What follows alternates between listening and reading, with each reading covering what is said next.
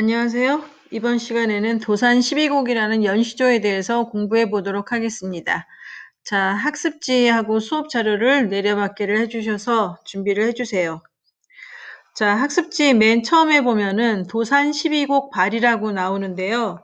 그래서 여기에 나온 내용은 그냥 한 번씩 읽어보시고 이렇게 뭐 이 내용에서 시험이 출제되거나 하지는 않으니까 요거는 한 번씩 읽어보시고요. 다만 이 도산 12곡 발이라는 글은 도산 12곡을 짓게 된 계기가 나온 글이다 하는 거 정도만 알아두시면 될 것 같아요. 자, 여기 그래서 도산 12곡을 짓게 된 계기 여기부터 읽어보도록 하겠습니다. 우리나라의 노래는 대부분 음란하여 군자가 숭상할 만한 것이 없으므로 온유도누는 여기 뜻 나오죠? 성격이 온화하고 부드러우며 인정이 두텁다 이런 뜻입니다. 네, 온유도뉴한 내용의 좋은 노래를 짓고자 한다. 그래서 이 도산 12곡이라는 노래를 짓게 됐다는 이야기죠. 지금의 시는 옛날의 시와는 달라서 옮기기는 하되 노래는 하지 못하므로 우리말로 노래할 수 있는 시를 짓고자 했다. 그러니까 한문으로 된 시가 아니라 순 우리말로 된 시를 물론 여기에도 한자어는 많이 들어가 있습니다만 우리말을 많이 사용해서 우리말로 노래할 수 있는 시를 짓고자 함. 그래서 이런 계기로 도산 12곡이라는 시조를 쓰게 됐다라는 얘기예요. 도산 12곡을 쓴 목적은 배우는 아이들로 하여금 노래하고 듣고 뛰며 춤추게 함으로써 온유도누는 아까도 얘기 나왔지만 성격이 온화하고 부드러우며 인정이 두터운 그런 심성을 둬야할 수 있도록, 둬야라는 것은 갈고 닦을 수 있도록 그런 심성을 키울 수 있도록 하기 위해서다. 그래서 도산 12곡의 갈래는 발문, 문학평론이다 나와 있는데요. 발문은 책 끝에 본문의 내용을 간단하게 적은 글을 발문이라고 합니다. 사전에 찾아보시면 나오는 내용이고요. 그 다음에 작품에 대한 비평이 나와 있어서 문학평론이라고 할 수가 있습니다. 그 다음에 주제는 도산 12곡의 창작 배경과 그 감회가 드러나 있는데 그냥 도산 12곡이라는 시조가 어떻게 지어지게 됐는지 요거에 대한 계기나 목적 정도만 간단히 알아두시는 방향으로 하시면 되겠어요. 그래서 학습지에 이 도산 12곡 발 내용은 그냥 한번 읽어보시는 걸로 뭐 시험이랑은 뭐 그다지 크게 관계가 없는 걸로 그렇게 알고 넘어가시면 되겠어요. 자, 특징은 작가 자신을 제3자의 위치에 놓고 객관적으로 서술하고 있다.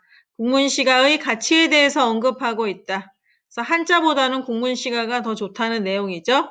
그 다음에 도산 12곡의 발문으로 이 도산 12곡이라는 시조를 짓게 된 동기를 밝히고 있는 글이다. 자, 그렇게 나와 있습니다. 자, 이 도산 12곡이라는 노래는요, 퇴계 이황의 시조입니다. 퇴계 이황 하면은 여러분들도 한국사 시간에 배웠을 것 같은데요. 이율곡, 이와 더불어서 조선시대를 대표하는 대표적인 유학자죠. 아주 훌륭하신 학자분이신데 도산 12곡. 자, 도산서원이라는 그런 이제 학문을 연구하는 지금으로 치자면 뭐 학당, 학원, 학교 그 정도로 해석을 하시면 되겠는데 거기에서 12수의 노래를 불렀다. 12. 그래서 모두 12수로 되어 있는 연시조예요. 시조가 하나만 나오면 시조의 기본형을 유지할 경우 평시조라고 하고 평시조가 여러 수 나오면 연시조라고 하는데 이거는 모두 12수의 평시조로 이루어진 연시조가 되겠습니다. 그래서 1부터 12까지 있는데 앞부분 1부터 6까지는 자연에 관한 내용이고요. 뒷부분 7부터 12까지는 학문에 대한 내용이에요. 네, 그런데 이거는 뒤에 핵심 사항이 다 나오니까 뭐 지금은 적지 않으셔도 되겠어요. 그래서 일단 해석부터 해보도록 하겠습니다. 그래서 우리 학교 학습지에 나온 거랑 그 다음에 수업 자료에 나온 거랑 같이 이렇게 왔다 갔다 하면서 수업을 해보도록 할게요. 자, 제일 첫 수, 아까도 얘기했지만 첫 수부터 여섯째 수까지는 자연에 관한 거라고 그랬죠. 이제 언지라고 하는데 그거는 조금 이따가 핵심 사항에서 얘기를 할게요. 일단 내용부터 볼게요. 이런들 어떠하며 저런들 어떠하려. 초야 우생이 이렇다 어떠하뇨. 하물며 천석고왕을 곧튀어 무삼하뇨. 자, 현대어로 해석하면 이런들 어떠하며 저런들 어떠하겠는가. 옛날 이방원의 하여가가 생각나는 그런 대목인데요. 이렇게 살면 어떻고 저렇게 살면 어떻겠는가. 이렇게 살아도 좋고 저렇게 살아도 좋다. 이런 뜻이죠. 초야우생이 이렇다 어떠하뇨. 초야우생은 시골에 묻혀 사는 어리석은 사람인데 시골에 묻혀 사는 어리석은 사람이 누구냐 하면 바로 화자 자신이에요.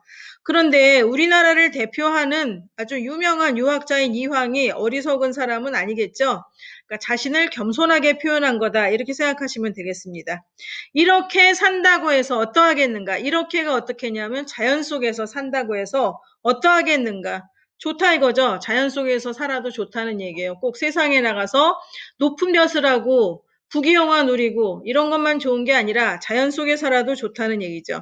하물며 천속고왕을 곧튀어 무삼하려. 자, 우리가 천속고왕 어디서 많이 봤는데 어디서 봤냐 하면 관동별곡에서 봤죠. 자연을 너무 사랑해서 병이 될 정도다. 자연을 사랑하는 마음, 자연을 사랑하는 마음이라고 배웠는데 하물며 자연을 사랑하는 마음을 고쳐서 무엇하겠는가. 서리법이죠. 한마디로 자연을 사랑하는 마음을 고칠 필요가 없다라는 뜻이에요. 계속 자연을 사랑하겠다 이런 마음입니다. 자, 여기 보면은 이제 낱말풀이가 조금씩 나오는데요. 천속고왕. 천석은 자연을, 고왕은 불치병을 이룬다. 그래서 천속고왕. 그 다음에 여기 보면은 1수부터 6수까지가, 그러니까 첫째 수부터 여섯째 수까지가 자연에 대한 이야기라고 했는데 그것을 언지라고 합니다. 그래서 언지는 자연이나 인생에 대하여 일어나는 감흥, 사상 따위를 함축적이고 운율적인 언어로 표현한 글이다. 다시 말해서 시라는 그런 뜻이다. 이런 얘기죠. 그 다음에 이 언지, 그러니까 첫 번째 수의 중심 내용은 천속고왕이라고 생각하시면 되겠어요. 자연에 묻혀서 한가로이 살고 싶은 화자의 마음이 드러나 있는 그런 부분이죠. 천속고왕이 이 첫째 수의 핵심어가 되고 초야우생은 자신을 겸손하게 일컫는 말이다. 아까 이미 얘기했습니다. 자, 그 다음에 수업 자료 보세요. 다시 한번 첫째 수를 해석해 보도록 할게요. 이런들 어떠하며 저런들 어떠하려. 초야우성이 이렇다 어떠하려. 하물며 천사고왕을 고쳐 무삼하려. 자, 이렇게 살면 어떻고 저렇게 살면 어떠냐. 삶에 대한 달관적 태도가 드러나 있죠. 달관적 태도라는 것은 사소한 일에 얽매이지 않고 이렇게 활달하게 지내는 그런 태도를 뜻해요. 그러니까 까다롭게 살지 말자는 뜻이죠. 시골에 파묻혀 있는 어리석은 사람. 이거 아까 화자 자신을 뜻하는 말이라고 그랬죠. 자신에 대한 겸손함이 드러나 있는 표현이라고 그랬어요. 그래서 자신이 이렇게 살아가는 생활이 어떠하냐. 이렇게 살아가는 생활은 자연 속에서 살아가는 생활. 공명이나 시비를 떠나 살아가는 생활. 공명이나 시비는 자연에서 일어날 수 있는 게 아니죠. 공명은 공을 세우는 거고 시비는 옳고 그름을 따지는 그런 생활을 얘기하는데 이 공명이나 시비가 이루어지는 세상은 세속이 될 거예요. 자연이 아니라.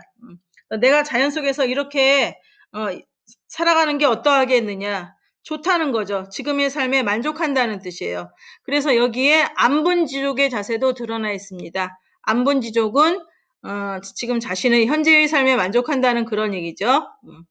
더구나 자연을 사랑하는 것이 고질병처럼 된 천석고왕을 고쳐서 무엇하랴. 고칠 필요가 없다는 얘기죠. 그러니까 천석고왕을 고치지 않겠다. 한마디로 계속 자연을 사랑하면서 살아가겠다. 이런 얘기예요. 자, 작년에 우리가 관동별곡을 배울 때 천석고왕에 비슷한 말 연하고질도 배웠을 거예요. 기억나시는 학생들이 있을 텐데. 그래서 천석고왕, 연하고질, 그 다음에 자연을 사랑하는 마음 다 같은 뜻이라는 거 알아두시고요. 고쳐서 무엇하랴. 고칠 필요 없다는 뜻인데 의문형, 서리법을 사용하여 주제를 강조하고 있어요. 자연을 사랑하는 마음을 고칠 필요가 없다. 다시 말하면 나는 계속 자연을 사랑하면서 살아가겠다. 이런 얘기죠. 네. 그래서 맨 처음 첫째 수의 주제는 천속고왕. 그냥 한자성어 하나로 얘기한다면 천속고왕. 자연에 순응하며 순리대로 살겠다는 마음. 좀 더 간단히 얘기하면 자연에 순응하면서 살겠다. 자연 속에서 살겠다. 이런 내용이죠. 자, 그 다음에 두 번째 수를 가봅시다. 언지 2라고 나오는데요. 한번 읽어볼게요. 연하의 집을 삼고 풍월로 벗을 삼아 태평성대의 병으로 늙어나뇌 이 중에 바라는 일은 허물이나 없고자. 자, 해석을 보니까 연하의 집을 삼고 안개와 노을로 집을 삼고 풍월로 벗을 삼아 풍월은 뭐 바람과 달이 되겠죠. 벗을 삼아.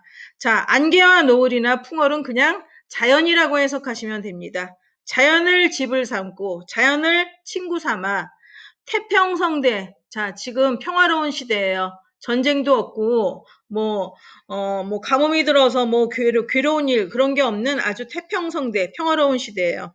태평성대에 병으로 늙어가지만 우리가 하루하루 산다는 건 하루하루 늙어간다는 얘기인데, 그래서 자연을 버타면서 살고 있어요. 지금 화자는.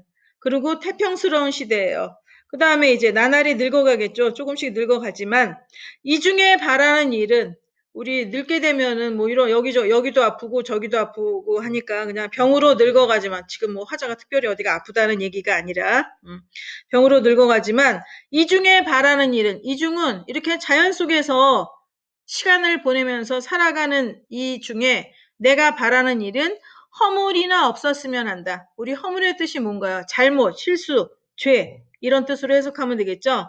한마디로 자연 속에서 죄짓지 않고 허물 없이 잘못하지 않고 살아가고 싶다. 그래서 자연동화와 허물 없는 삶의 추구라고 나와 있습니다. 자, 그러면은 여기 보세요. 자, 학습 자료에서 두 번째 수. 연화로 집을 삼고 풍월로 벗을 삼아. 자, 자연을 집을 삼고 자연을 벗삼아 그랬는데 연화로 풍월로 집을 삼고 벗을 삼아. 이거 대구법이 되겠죠? 대구법. 비슷한 구조가 반복되고 있어요. 대구법. 태평성대 병으로 늙어나네. 내가 이 중에 바라는 일은 허물이나 없고자. 자, 여기 연기나 노을의 멋진 풍경으로 집을 삼고 맑은 바람 밝은 달을 벗으로 삼아. 이거는 자연을 집을 삼고 자연을 친구 삼아 자연과 더불어 살아간다는 뜻입니다. 태평성대의 병으로 늙어나니 태평한 좋은 시대에 지금 어려움이 하나도 없어요. 예, 태평한 좋은 시대에 하는 일 없이 그저 노병으로만 늙어가는구나. 노병, 뭐 특별히 어디 지금 화자가 어디가 아프다는 게 아니라 이제 늙어간다는 그런 얘기죠. 늙어가는구나. 이 중에서 바라는 일은 허물이나 없고자 이러한 가운데서 자연 속에서 이렇게 늙어가는 삶, 이러한 삶 가운데서 내가 바라는 일은 화자가 바라는 것은 허물이나 없고자 한다. 잘못을 저지르지 않고 뒤짓지 않고 실수하지 않고 살아가고자 한다. 이런 얘기죠. 그래서 제2수의 두 번째 수의 주제는 자연과의 동화, 자연 속에서 허물 없이 살고자 하는 소망이 드러나 있습니다. 자, 그 다음에 세 번째 수를 볼까요? 자, 순풍이 죽다 하니 진실로 거짓말이, 인성이 어지다 하니 진실로 옳은 말이, 천하의 허다 영재를 속여 말씀할까?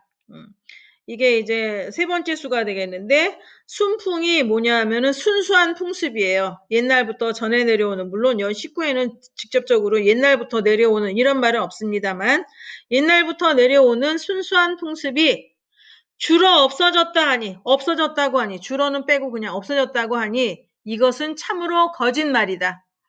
그러니까 순수한 풍습, 아름다운 풍습이 없어졌다는 것은 거짓말이다. 이런 뜻이죠. 그러니까 지금도 아름다운 풍습이 충분히 남아있다라는 그런 뜻입니다. 인성이 어질다 하니 진실로 옳은 말이다. 인성, 인간의 성품이 본디부터 어질다고 하니 참으로 옳은 말이다. 옛날에 맹자님이 성선설을 주장했다고 그러셨는데 아마 그런 생각하고 비슷한 생각을 하신 것 같습니다. 인간의 성품이 본디부터 태어날 때부터 어질다고 하니 이 말이 참으로 옳은 말이다. 천하의 허다 영재를 속여 말씀할까? 천하에는 하늘 아래니까 온 세상이죠. 온 세상에 허다. 우리가 허다하다라는 거는 많다라는 뜻이죠. 수많은 영재, 영재는 똑똑한 사람, 지혜로운 사람, 슬기로운 사람을 속여서 말씀할까? 천하의 수많은 슬기로운 사람을 속여서 말할 수 있을까? 이거 서리법인데요. 속여서 말할 수 없다라는 뜻입니다. 속일 수 없다라는 뜻이에요. 그러니까 이 세상은 순한 사람들로, 어진 사람들로 가득하다 이런 뜻입니다. 사람의 어질고 착한 풍습, 이게 세 번째 수의 중심 내용이 되겠어요. 잘 이해가 안 가시면 학습 자료 보도록 하죠. 자, 세 번째 수 보겠습니다. 순풍이 죽다 하니 진실로 거짓말이, 인생이 어디다 하니 진실로 옳은 말이. 자, 이 첫째 줄, 둘째 줄은 각각 대구를 이루고 있죠. 순풍이, 인생이, 죽다 하니, 어질다 하니, 진실로, 진실로, 거짓말이, 옳은 말이 각각 대구를 이루고 있어요. 예, 대구법이 쓰였고요. 천하에 온 세상에 수많은 영재, 슬기로운 사람을 어찌 속일 수 있겠는가. 자, 해석을 보시면 옛날부터 전해오는 사람들의 순박한 풍속, 아름다운 풍속이 다 없어졌다고 하는 것은 거짓말이다. 한마디로 아름다운 풍속이 지금 풍속이 좋다는 뜻이죠. 인간의 성품이 본래부터 어질다고 하는 말은 참으로 옳은 말이다. 사람들은 원래 태어날 때부터 착하다 이런 생각을 가지고 있었던 것 같아요. 천하의 허다 영재를 속여 말씀할까. 옛날부터 전해 내려오는 순박한 풍속이 다 없어졌다는 말로써 이 세상의 수많은 슬기로운 사람들을 어찌 속일 수가 있겠느냐. 속일 수가 없다는 뜻이라고 그랬죠. 그래서 서리법, 의문형으로 주제를 강조하고 있어요.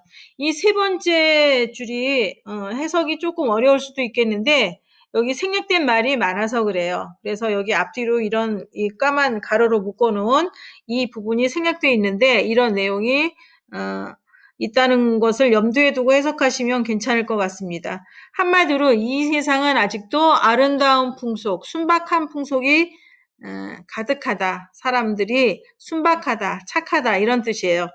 그래서 주제는 순박하고 후덕한 풍습, 후덕은 덕이 두텁다라는 뜻이죠. 백성들의 풍습이 좋고 인성이 어질고 순박함을 찬양하는 내용입니다. 자, 그 다음에 네 번째 수로 가보도록 하겠어요. 유란이 제곡하니 자연이 듣지교희, 백설이 제산하니 자연이 보디교해, 이 중에 피미일인을 더욱 믿지 못하에 라는 네 번째 수가 되겠는데, 자, 유란은 그윽한 난초예요. 란이 난초입니다. 난초가 골짜기에 있으니, 있을 제자죠. 자연이 듣기 좋구나. 여기서 자연이 듣기 좋다라는 것은 뭐 자연의 소리를 듣기 좋다 이렇게 생각할 수도 있지만 난초의 향기가 그윽하구나 이렇게 생각할 수도 있습니다. 백설이 재산하니 자연이 보디교해, 이거는 흰 눈이 산에 가득하니 자연이 보기 좋구나. 이것은 시각적 심상이 쓰인 것이죠. 자, 그래서 그 다음 이 중에 피미일인, 저 아름다운 한 사람을 더욱 잊지 못하네. 피미일인이 뭐냐면 저 아름다운 한 사람, 임금님을 뜻하는 겁니다. 그래서 이렇게 아름다운 자연 속에서도 임금님을 그리는 마음, 임금님을 잊지 못하고 있어요. 연군지정이 드러나고 있는데요. 네. 자, 여기 유라는 그윽한 향기를 내는 난초, 난초의 또 다른 이름이라고 나와 있습니다. 듣디는 맡다, 냄새를 맡다. 한문에서는 냄새 맡는 것을 들을 문자를 쓴다고 해요. 그래서 향기를 맡는다, 문향이라고 합니다. 비록 자연 속에 묻혀 세상사를 잊은 듯하지만 임금님만은 잊을 수 없다라는 얘기죠. 유교적인 충의 사상이 반영되어 있다. 자연에 몰입하면서도 완전한 자연 규의를 이루지 못하는 유학자적인 충의 사상을 엿볼 수 있다. 라고 할 수가 있겠습니다. 자, 그러면 네 번째 수를 학습지를 통해서 다시 해석을 해보도록 해요. 유란이 제곡하니, 자, 그윽한 난초가 골짜기에 있으니 대자연의 속삭임을 듣는 듯 하구나. 뭐 이렇게 해석할 수도 있지만 난초의 향기가 그윽하다 이렇게 해석할 수도 있습니다.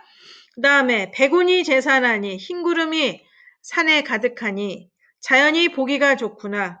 그래서 이 첫 번째 수, 두 번째 수는 대구법에 쓰였는데요. 유란이, 백운이, 제곡하니, 제산하니, 자연이, 듣기교해, 보디교해 각각 대구를 이루죠. 그래서 대구법이 쓰였습니다. 자, 이렇게 자연의 아름다움을 감각적으로 사용해서 이제 대구법이 쓰였어요. 자연을 감각적으로 드러냈어요. 이 중에 피미일인을 더욱 잊지 못하네. 피미일인은 임금님이라 그랬죠. 명종 임금님이 되겠는데 아무튼 피미일인을 우리 임금님을 더욱 잊을 수가 없구나. 그래서 자연 속에 살지만 임금님을 그리워한다라는 얘기죠. 연군지정. 임금님을 그리는 마음이 드러나 있고 유교적 추미 사상이 드러나 있다라고 아까 얘기가 나왔습니다. 자, 그 다음에 다섯째 수. 산전에 유대하고 대하의 유수이로다. 때만한 갈며기는 오명가명하거든. 어디다 교교백구는 멀리 마잠하는고. 해석을 보니까 산 앞에는 높은 대가 있고 대하에, 대는 주변보다 높은 곳을 대라고 하는데 대 아래에는 유수위로다. 이는 여기서 조사라고 그랬죠. 아무튼 대 아래에 물이 흐르고 있구나. 때만한 갈매기는, 때를 지어 날아다니는 갈매기는 오명가명하거든 오락가락하는데 어찌하여 교교백구는 희고 깨끗한 말이라는 뜻인데 옛날에 성현들이, 훌륭하신 성현들이 탔던 말이라고 합니다. 어찌하여 희고 깨끗한 말은 멀리 마음을 두는가. 마잠이 마음이거든요. 사실 이 종장이 여러분들이 좀 해석이 조금 어려울 수가 있습니다. 생략된 말이 많아서 그래요. 일단 중심 내용은 자연을 등지는 현실 개탄이라고 나와 있는데 자, 학습지를 통해서 다시 한번 해보도록 하겠습니다. 해석을. 자, 산전에 유대하고 대하의 유수이로다. 산전에 대하에 대구를 이루고요. 유대하고 유수이로다. 각각 대구를 이룹니다. 그래서 대구법이 쓰였고요. 때만한 갈매기는 때를 지어 날아다니는 물이 지어 날아다니는 갈매기들은 오락가락하는데 그 다음에 여러분들 조금 이해가 하기 어려운 종장을 보시면 어디다 교교백구는 머리 마잠하는 곳. 마잠이 아까 마음이라고 그랬죠.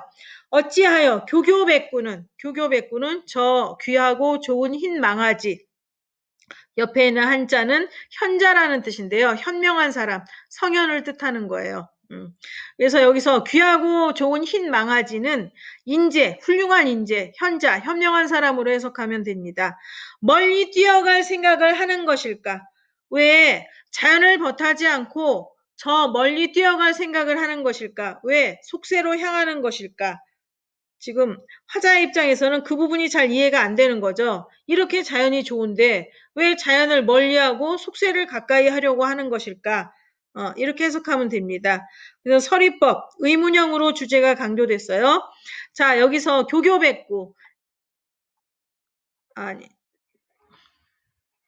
교교백구, 귀하고 좋은 흰 망아지가 인재들이 여기 인재, 현자로 해석하면 된다 그랬죠? 인재, 현자들이, 현명한 사람들이 자연을 멀리하는 현실을 탄식하는 내용이에요. 왜 저 사람들은 자연을 멀리하고 속세에만 관심을 두는 것일까? 하고서는 탄식하는 내용이 되겠습니다.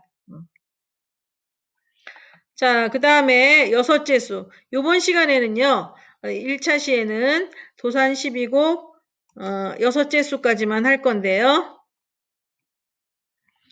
자, 춘풍의 화만산하고 취하의 월만대라 해석을 보니까 봄바람에 산에 꽃이 가득하고 가을밤에 월만대라 달빛이 대에 가득하구나. 사시가흥이 사랑과 한 가지라. 사계절의 아름다운 흥겨움이 사랑과 마찬가지로구나. 사랑과 똑같구나. 하물며 어약연비 운영천광이야 어니 그지 있을꼬. 하물며 자연 여기 어약연비 운영천광은 그냥 자연의 아름다움 정도로 해석하면 됩니다. 자연의 아름다움이 어찌 다함이 있을까? 어찌 끝이 있을까? 다함이 없다. 자연의 아름다움에는 다함이 없다. 끝이 없다. 이런 뜻이죠. 어약연비는 물고기가 뛰고 솔개가 날아다닌다. 운영천광은 구름이 그림자를 짓고 태양이 찬란히 빛난다. 이런 뜻인데 여기서는 둘 다 아름다운 자연을 가리키니까 그냥 이렇게 세세하게 해석할 필요 없고 아름다움이 끝이 없다. 이 정도로 해석하면 되겠습니다. 자연의 웅대함에 대한 자연의 아름다움에 대한 찬양이 되겠습니다. 자, 그러면은 마지막 여섯째 수 학습지를 볼게요. 춘풍의 화만산하고 취하의 월만대라. 자, 춘풍의 취하의 화만산하고 월만대라 각각 대구를 이루죠. 대구법이 쓰였습니다. 사시가응이 사랑과 한 가지라. 자, 사계절의 흥겨움이 사랑과 똑같구나. 여기 해석을 보시면 봄바람에 꽃은 산에 가득 피어 있고 가을밤에는 달빛이 대 위에 가득하니 추나추동 사계절이 각기 지닌 멋스러움은 흥겨움은 사람의 흥겨워함과 똑같구나. 하물며 어야견비 운영청광 이거 그냥 간단하게 대자연의 아름다움 이러고 해석한다고 그랬죠. 대자연의 아름다움이 끝이 있겠는가? 끝이 없다 이런 뜻이죠. 그래서 대자연의 아름다움에는 끝이 없다는 뜻. 서리법 의문형으로 주제를 강조하고 있어요. 그래서 여기까지 제 6번째 수의 주제는 대자연의 웅대함을 찬양, 아름다운 자연의 영원함을 노래한 것입니다.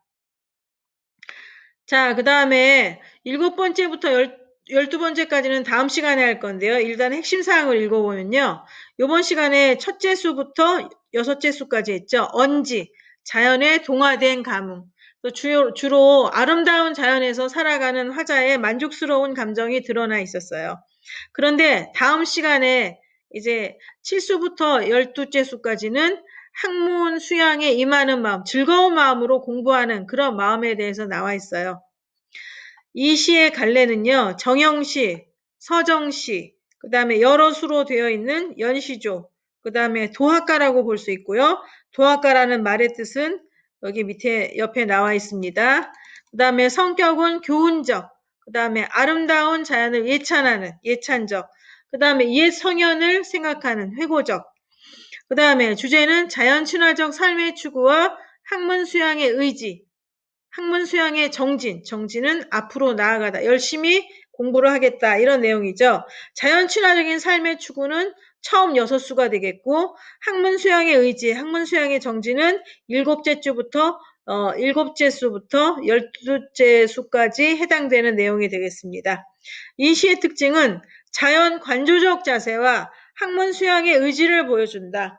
자, 여기 관조라는 말이 나오는데요. 관조라는 말은 고요한 마음으로 사물이나 현상을 관찰하는 것을 관조라고 합니다. 자연물을 활용하여 화자가 지향하는 삶을 드러냈고 반복법, 대구법이 여러 번 사용이 됐습니다. 그 다음에 서리법, 의문형 어미를 사용하여 주제를 강조하기도 했고요.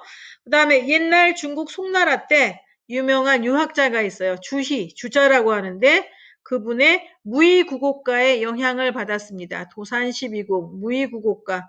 왠지 비슷한 느낌이죠, 제목도. 그래서 그분의 영향을 받았다고 볼 수 있습니다. 자, 6째 수까지는 이번 시간에 하고요. 다음 시간에는 또 7째 수를 할 거니까 학습지 준비를 해주시면 감사하겠습니다. 오늘은 여기까지입니다. 감사합니다.